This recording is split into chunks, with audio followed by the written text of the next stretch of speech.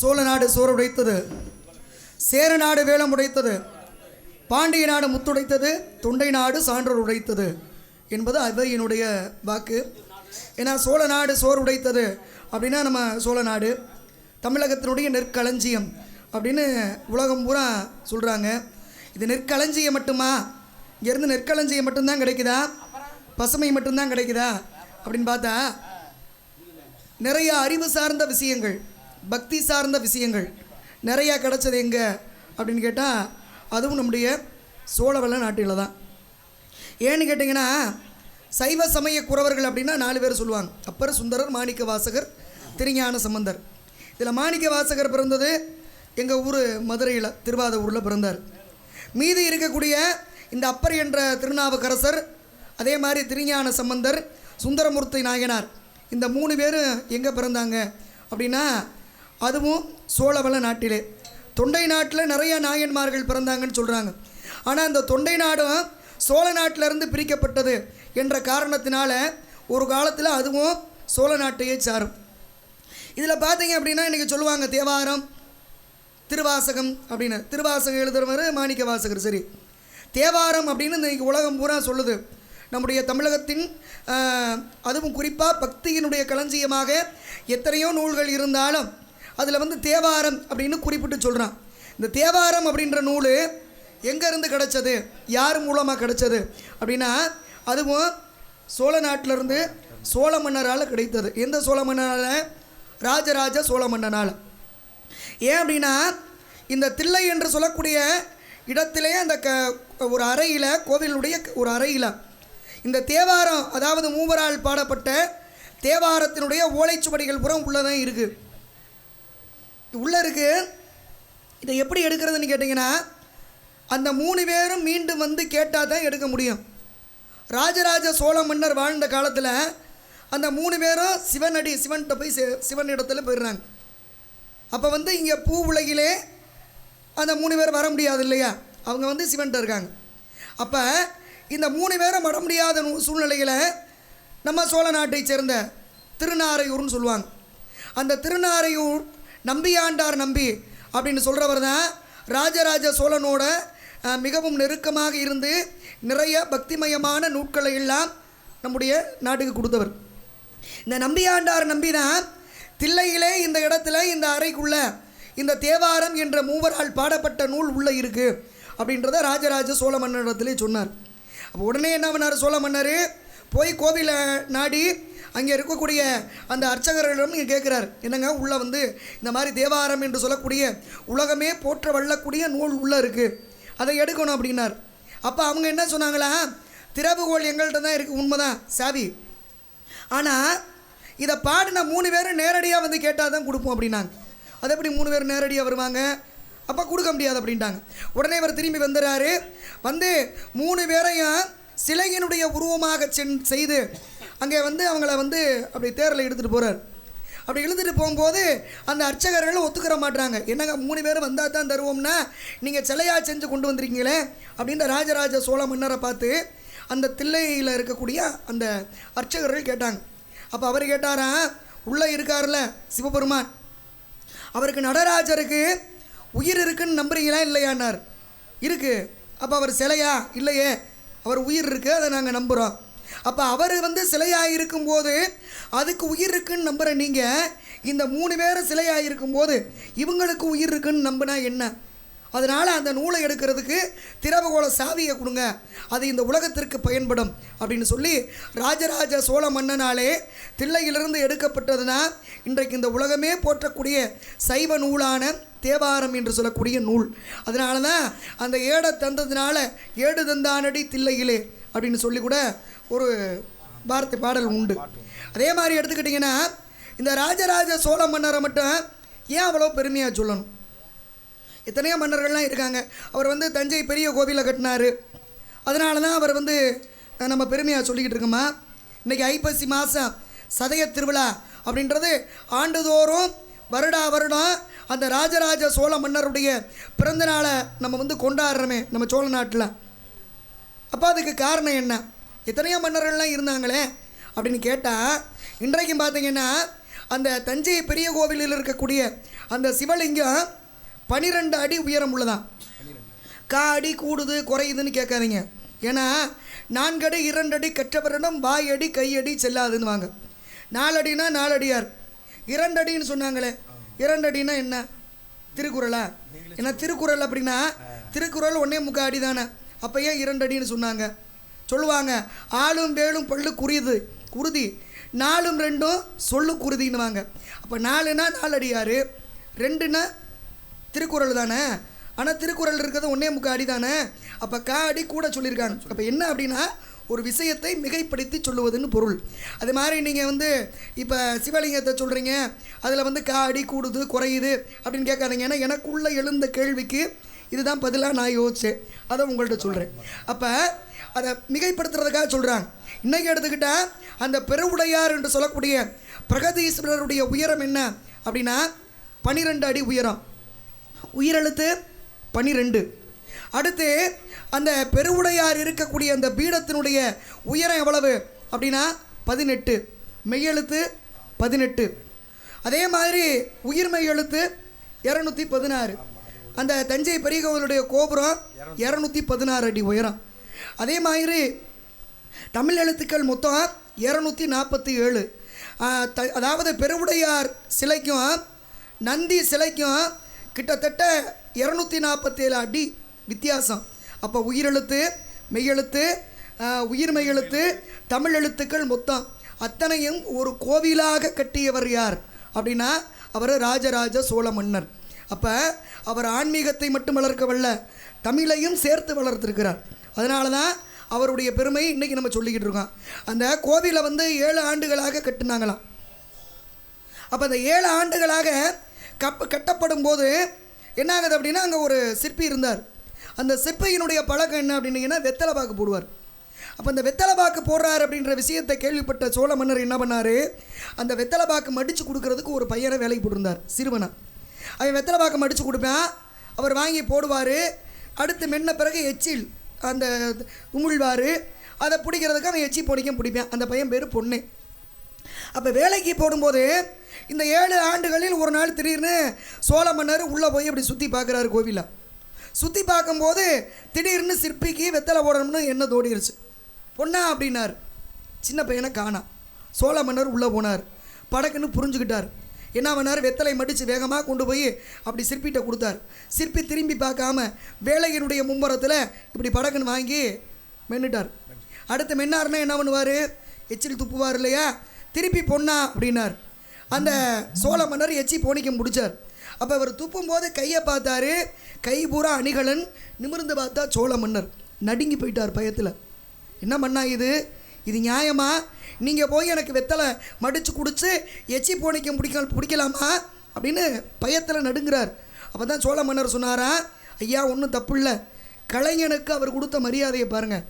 அதாவது நான் ஆள்ற வரைக்கும் தான் என் புகழ் இருக்கும், ஆனால் இந்த கோவில் வாழும் வரை சிற்பியான உன் புகழ் இருக்கும் அப்படின்னு சொன்னார். அவர் அவ்வளவு ஒரு பெருந்தன்மையோடு அனைவரையும் மதித்து இன்றைக்கும் அந்த கோவிலில் வேலை பார்த்தவங்கள்லேருந்து, அதுக்கு உதவியாக இருந்தவங்கள்லேருந்து, அதுக்கு நன்கொடை வழங்கியவங்கள்லேருந்து மோர் கொடுத்த அழகின்னு ஒரு கிழவி, அந்த கிழவி பேரை கூட அந்த தஞ்சை பெரிய கோவிலில் பொறிக்கப்பட்டிருக்கிறார். எப்படி ஒரு மோர் கொடுத்து அங்கே உதவி செய்த அந்த அழகி என்ற பெண்ணினுடைய பேர் கூட அந்த கோவிலிலே பொறிக்கப்பட்டிருக்கிறது. ஏன் அவர் பேர் மட்டும் போட்டிருக்கலாம்ல, ஏன் இத்தனை பேரோட பேர் போடணும்? அப்போ எல்லாத்துக்கும் அந்த உழைப்பை பங்கிட்டு அளித்தவர் யார் அப்படின்னு சொன்னால் ராஜராஜ சோழ மன்னர். அதனால தான் இன்றைக்கும் அவருடைய புகழை பற்றி நம்ம பேசிக்கிட்டு இருக்கோம். அப்படிப்பட்ட ஒரு பெருமையான நாடான இந்த சோழ நாடு. அப்போ இந்த சோழ நாடினுடைய பெருமை இவ்வளோ இருக்கும்போது ஆமாம், இன்னும் நிறையா பெருமைகள் உண்டு. அப்படிப்பட்ட ஒரு பெருமையான நாடு என்பதை கூறி மீண்டும் அடுத்து பேசுகிறேன். இருமுடி தாங்கி ஒரு மனதாகி உருவெனவே வந்தோ இருவினை தீர்க்கும் அந்த யமனையும் வெல்லும் ஐயன் திருவடியை காண வந்தோ.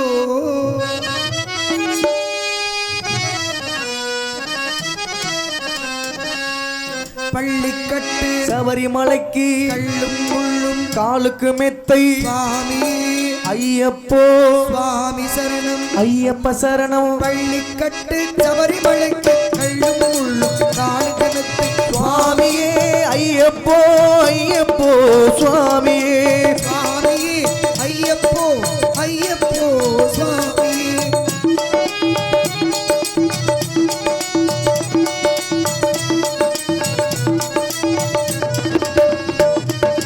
கார்த்திகை மாதம் மாலையிலிருந்து நித்தியாகவே விரதம் இருந்து பார்த்த சாரதையின் மைந்தனே பார்க்க வேண்டியே தவம் இருந்தே பார்க்க சாரதியின் மைந்தனே உன்னை பார்க்க வேண்டியே தவம் இருந்தே இருமுடியெடுத்து எரிமேனிவன் ஒரு மனதாகி பேட்டை துள்ளி நம்மை நண்பரா பாவரை தொழுது ஐயனின் அருள்மலை சென்றிடுவோம் சுவாமியே ஐயப்போ ஐயப்போ சுவாமியே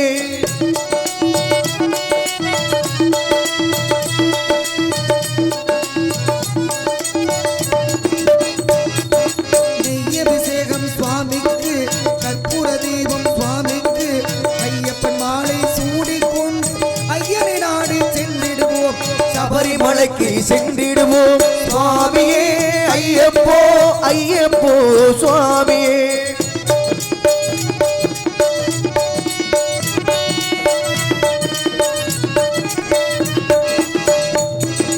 அழுகை ஏற்றம் ஏறும் போது ஹரிகரன் மகனை துதிக்கு செல்வார் வழிகாட்டிடவே வந்திடுவான் வன்முறை ஏறி வந்திடுவான் ஆயன் வன்முறை ஏறி விழுந்திடுவார் கரிமலை ஏற்றம் கடினம் கடினம் கருணை கடலும் துணை வருவான் கரிமலை இறக்கம் வந்தவுடனே திருநதி பம்பை சென்றிடுவார் சுவாமியே ஐயப்போ ஐயப்போ சுவாமியே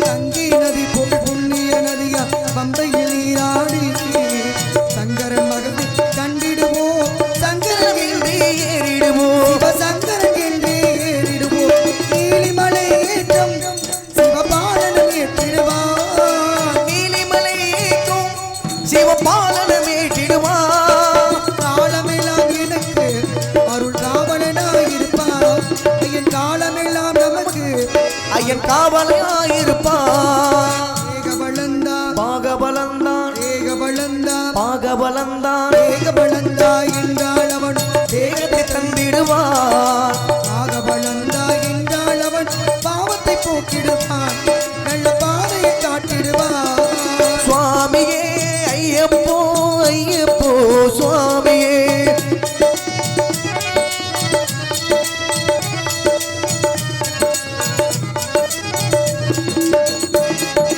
சபரி வீடமே வந்திடுவார் சபரி என்னை பணிந்திடுவார் சரங்குத்தையாடிடும் கன்னிமார்களில் கரத்தில் போட்டு பணிந்திடுவார் சபரி மலைதனில் எரிந்திடுவார் 18 படி மீது ஏறிடுவோம் எதுகின்றவனை சரணடைவோம் மதிமுகம் கண்டே மயங்கிடுவோம் ஐயனை துதிக்க துதிக்கையிலே கண்ணையே மறந்திடுவோம் பள்ளிக்கட்டு சபரிமலைக்கு கள்ளும் முள்ளும் காலுக்கு மெத்தை சுவாமியே ஐயப்போ சுவாமி சரணம் ஐயப்ப சரணம் பள்ளிக்கட்டு சபரிமலைக்கு கல்லும் முள்ளும் காலுக்கு மெத்தை சுவாமியே ஐயப்போ ஐயப்போ சுவாமி சரணம் சரணம் ஐயப்பா சுவாமி சரணம் ஐயப்பா சரணம் சரணம் ஐயப்பா சுவாமி சரணம் ஐயப்பா சரணம் சரணம் ஐயப்பா சுவாமி சரணம் ஐயப்பா சரணம் சரணம் ஐயப்பா சுவாமி சரணம் ஐயப்பா நன்றி நன்றி. ஏன்னா இப்போ நம்ம புதுக்கோட்டையில் சில ஊர்கள், அந்த ஊர்களுக்கு நிறையா ஊர்கள் இருக்குது, நிறையா ஊர்களுக்கு நிறையா காரணங்கள் உண்டு. நம்ம புதுக்கோட்டைக்கு கூட முதல்ல வந்து கலசமங்கலம் அப்படின்னு சொல்லி தானே பேர், அதுக்கப்புறம் தான் அந்த பேர் மருவியது. அப்போ பார்த்தீங்க அப்படின்னா தெய்வ உலகத்தில் எல்லா தேவர்களும் மூவர்களும் கூடியிருந்தாங்களாம். அப்படி அவங்க கூடியிருக்கும்போது இந்த காமதேனு என்று சொல்லக்கூடிய தெய்வ உலகத்து பசு வர்றதுக்கு கொஞ்சம் காலதாமதம் ஆகிப்போச்சு. அப்போ காலதாமதமான காரணத்தினாலே இந்திரன் என்ன பண்ணார், நீ பூவுலகிலே சாதாரண ஒரு பசுவாக பிறப்பாய் அப்படின்னு சொல்லி சாபம் கொடுத்துட்டார். அப்போ சாதாரண பசுவாக பிறந்து பூவுலகிலே தன்னுடைய கன்றோடு ரொம்ப கஷ்டப்பட்டு வாழ்ந்துக்கிட்டு இருக்கு காமதேனு பசு. அப்போ என்ன பண்ணார், வசிஷ்ட முனிவருடைய பராமரிப்பில் இருந்த அந்த பசு அந்த இந்திரனுடைய சாபம் போக்கணும், அதுக்கு நான் எங்கே போகணும் அப்படின்னு கேட்டுச்சு. அப்போ வகுலாவனம் என்று சொல்லக்கூடிய வகுலவனம், அதாவது மகிழ மரங்கள் நிறைந்த இடத்திற்கு நீ செல் அப்படின்னு வசிஷ்ட முனிவர் சொன்னார். அதே மாதிரி இதுவும் அந்த மகிழ மரங்கள் நிறைந்த இடத்திற்கு நம்ம பகுதியில் புதுக்கோட்டை பக்கம் வருது. அப்படி வரும்போது தினந்தோறும் என்ன பண்ணுமா, அந்த பகுதியில் இருக்கக்கூடிய நீரை தன்னுடைய காதில் எடுத்துக்கிட்டு சிவனுக்கு அபிஷேகம் பண்ணுமா. இது தினந்தோறும் நடக்குது. அப்போ தினந்தோறும் காதில் எடுத்துகிட்டு அந்த நீரை அபிஷேகம் பண்ணும்போது ஒரு நாள் என்ன ஆச்சு அப்படின்னா, வேங்கையாக சிவபெருமான் வந்தார் புலியா. அப்போ வேங்கையாக வரும்போது அந்த வேங்கையினிடத்தில் இந்த பசு என்ன சொல்லுது, அப்பா நான் தினமும் சிவனுக்கு போய் அபிஷேகம் பண்ணுறது வழக்கம், இன்றைக்கி என் காதில் நீர் இருக்குது, இன்றைக்கி ஒரு நாளைக்கு என்னை விட்டுரு, நான் போய் சிவ பூஜை பண்ணணும், அதுக்கு என்னை தடை செய்யாத, சிவ பூஜை பண்ணிவிட்டு என்னுடைய கன்றையும் பார்த்துட்டு நான் திருப்பி உங்கள்கிட்டயே சரணாகதி அடைஞ்சிட்றேன் அப்படின்னு சொல்லும்போது அந்த வேங்கையாக அதாவது புலியாக மாறிய சிவபெருமான் அதற்கு செல்வதற்கு அனுமதி தந்தார். அப்படி அனுமதி தந்த பிறகு அது போய் தன்னுடைய காதில் இருந்த அந்த நீரால் சிவனுக்கு அபிஷேகம் செய்தது. அப்போ மீதி இருந்த நீரை தன்னுடைய கொம்புகளால் ஒரு பாறையை கிழித்து அந்த பாறையிலே ஊற்றியதான்.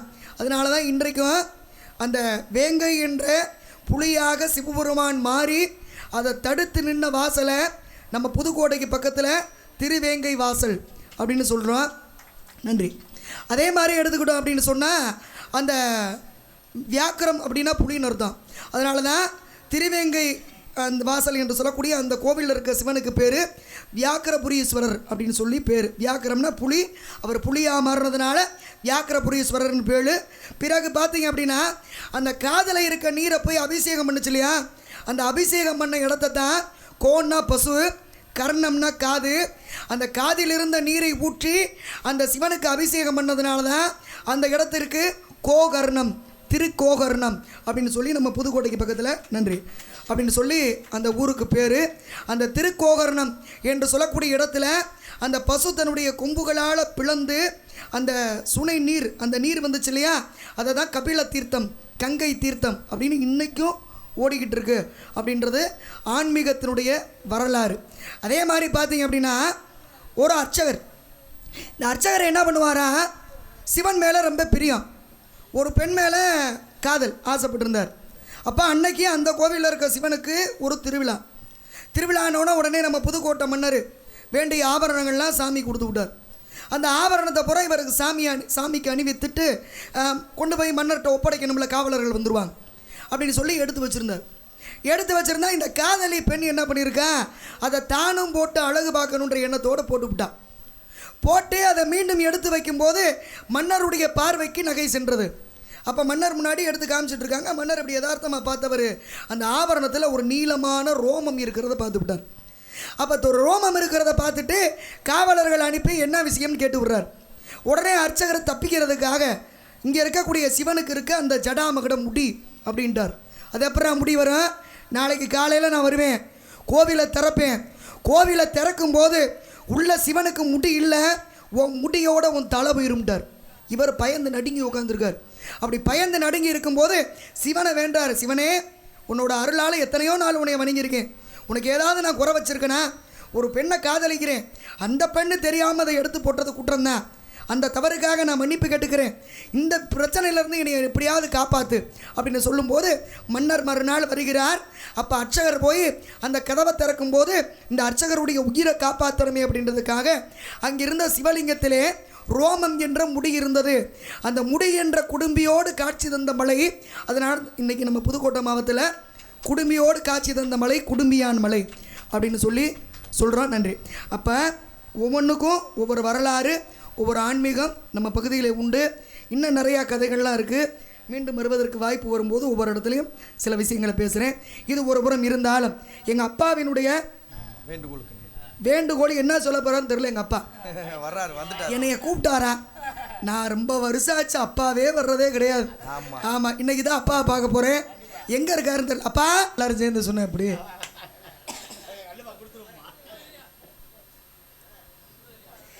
என் ஜன்னல் இளவுக்கு என்னாச்சு? என் கண்ணில் பட்டு ரொம்ப நாளாச்சு. ஏன் ஜன்னல் இளவுக்கு என்னாச்சு? இப்போ கண்ணில் பட்டு ரொம்ப நாளாச்சு. ஜன்னல் இளவுக்கு வந்தாச்சு, கண்ணில் பட்டு விட்டு நின்னாச்சு. கண்கள் உருட்டி மீறட்டி கொஞ்சின்ற அழகா குங்குமத்தை புரட்டி எடுத்து குங்குமல்லி தரமா அந்த மாறுதம் உண்ட மேனியில் பூத்திருக்கு. ஏன் ஜன்னல் இளவுக்கு என்னாச்சு? இப்போ கண்ணில் பட்டு ரொம்ப நாளாச்சு. ஜன்னல் இளவுக்கு வந்தாச்சு, கண்ணில் பட்டு விட்டு நின்னாச்சு.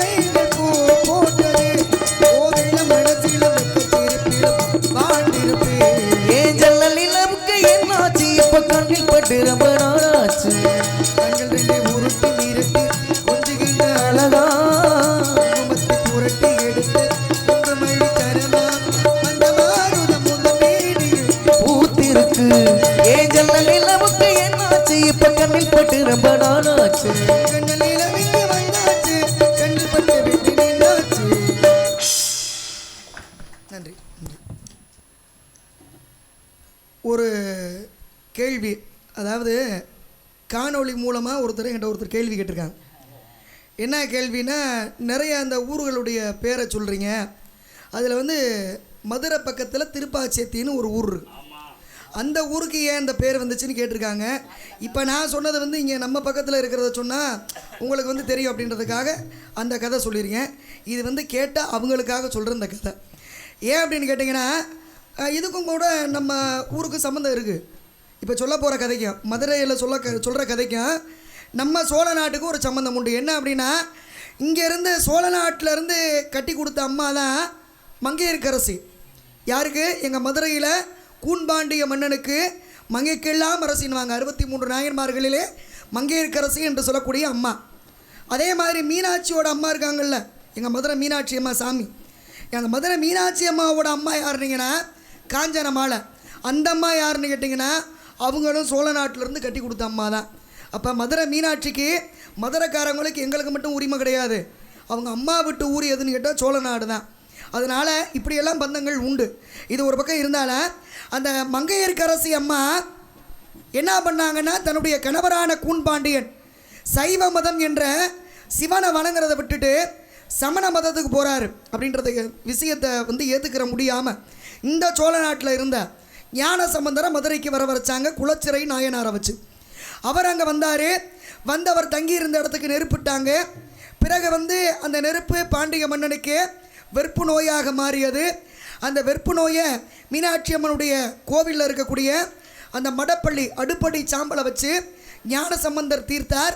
அதனால் இன்றைக்கும் மீனாட்சி அம்மனுடைய ஆலயத்திலே மடப்பள்ளி சாம்பல் என்று சொல்லக்கூடிய அடுப்படி சாம்பல்.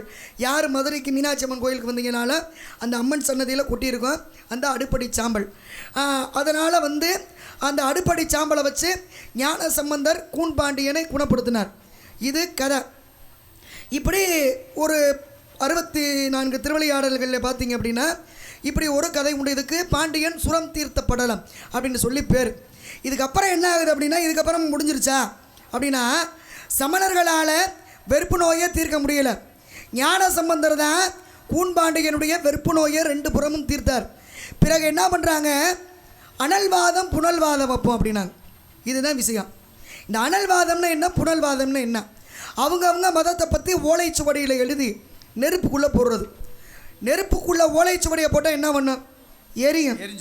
ஆனால் எரியாமல் எந்த ஓலைச்சுவடி இருக்கோ அந்த மதம் சிறந்ததுன்னு அர்த்தம் அப்படின்னு சொல்லி 2 பேருடைய ஓலைச்சுவடியும் போட்டாங்க. அதில் சமணர்களுடைய ஏடு எரிஞ்சு சாம்பலாக போச்சா, அதனால் மதுரை பக்கத்தில் சாம்பல் நத்தம் சாமநத்தம்னு ஊர் உண்டு. இவருடைய ஏடு எரியாமல் இருந்தது ஞானசம்பந்தருடைய ஏடு. அதைத்தான் இன்றைக்கி திருநள்ளாற்றுப்பதிகம் அப்படின்னு சொல்கிறாங்க. இது ஒரு வாதம் முடிஞ்சிருச்சு. அடுத்து புனல்வாதம். புனல்னா என்ன, உறுப்புக்கும் புனல்னு பேர் உண்டு, நீருக்கும் புனல்ன்ற பேர் உண்டு. அப்போ அவங்கவுங்க மதத்தை பற்றி எழுதி அந்த ஓலைச்சுவடியை வைகை ஆற்றுல போட்டாங்க. ஆற்றுல ஓலைச்சுவடியை போட்டால் என்ன பண்ணணும், அரிச்சியில் போகணும், அப்படியே ஆற்றோடு தானே போகணும். ஆனால் அந்த போக வேண்டிய ஆற்றை விட்டுட்டு எதிர்த்து வரணுமா. அப்படி எதிர்த்து ஓலைச்சுவடி வந்துச்சுன்னா அந்த மதம் தான் சிறந்ததுன்னு அர்த்தம். அப்படின்னும் போது ஞான சம்பந்தருடைய ஏடு ஏறி வந்தது. அது அங்கே மதுரைக்கு அருகாமையிலே ஏடு ஏறி வந்ததாலே திரு ஏடகம் அப்படின்னு சொன்னாங்க. அந்த சாமிக்கு கூட திரு ஏடகநாதர்னு தான் பேர். அந்த ஊருக்கு பேரும் திருவேடகம் அப்படின்னு சொல்லி தான் பேர். இது கதை. ஆனால் இவர் ஏடு ஏறி வந்துருச்சு. ஆனால் சமணர்களுடைய ஏடு என்னாச்சு, ஆற்றோடு அரிச்சு போச்சான். அப்படி ஆற்றோடு அரிச்சு போனது அந்த வைகை ஆற்றிலே நீந்தி அடுத்து திருப்புவனம் மானாமதுரையெல்லாம் தாண்டி ஒரு இடத்துல போய் அப்படி சேர்ந்து நின்றுச்சான். பான்னா பாட்டுன்னு அர்த்தம், திருன்னா உயர்வுன்னு அர்த்தம். அந்த உயர்வான, அதுவும் உயர்வான பாடல் தானே, அந்த உயர்வான பா என்ற பாடல் ஒரு இடத்துல ஒதுங்கி சேர்ந்து இருந்ததுனால தான் அந்த இடத்துக்கு திருப்பா சேத்தி அப்படின்னு சொல்லி பேர் வந்தது. அது அங்கே அவங்க கேட்டதுக்காக திருப்பா சேத்தின்னு என் பேர் வந்துச்சு அப்படின்னு என்கிட்ட கேட்டிருந்தாங்க. அதுக்கு பதில் என்னன்னா, அந்த சமணர்களுடைய ஏடு ஏதுத்து வராமல் ஒரு இடத்துல போய் சேர்ந்துனா அதனால தான் அந்த இடத்துக்கு திருப்பா சேத்தி அப்படின்னு சொல்லி பேர். இது விளக்கம். இது திருவிளையாடல் புராணத்தில் மதுரையில் நடந்த கதை. இது ஒரு விளக்கம். அடுத்து, ராசாவே பொண்ணு நம்பி இந்த ரோசா பூ இருக்குதுங்க, ஒரு வார்த்தை சொல்லிட்டீங்க உசிர உருக்குதுங்க, சொல்லாத உறவை நெஞ்சோடு மறைச்சா அது தப்பான கருத்தா தண்ணீரில் எழுத்தா. ராசாவே உன்னை நம்பி இந்த ரோசாப்பூ இருக்குதுங்க,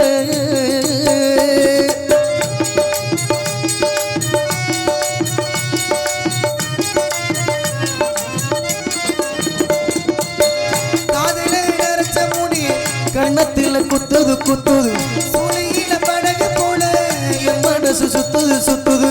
காதல நரைச்ச முடி கண்ணத்தில் குத்துது குத்துது, சூளையில படகு போல என் மனசு சுத்துது சுத்துது.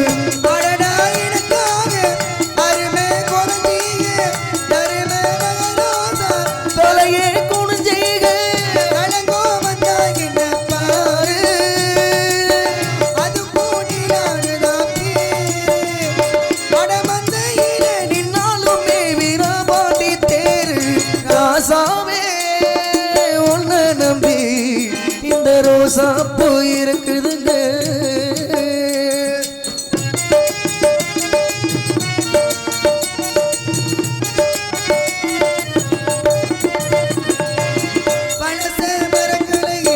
பாதி பெண்ணு நெஞ்சு துடிக்குது, உன்னையும் என்னையும் பத்தி ஒரு சன கும்மி அடிக்குது. பழச மரக்கலையே மக நெஞ்சு துடிக்குது, உன்னையும் என்னையும் வச்சு ஒரு சன கும்மி அடிக்குது.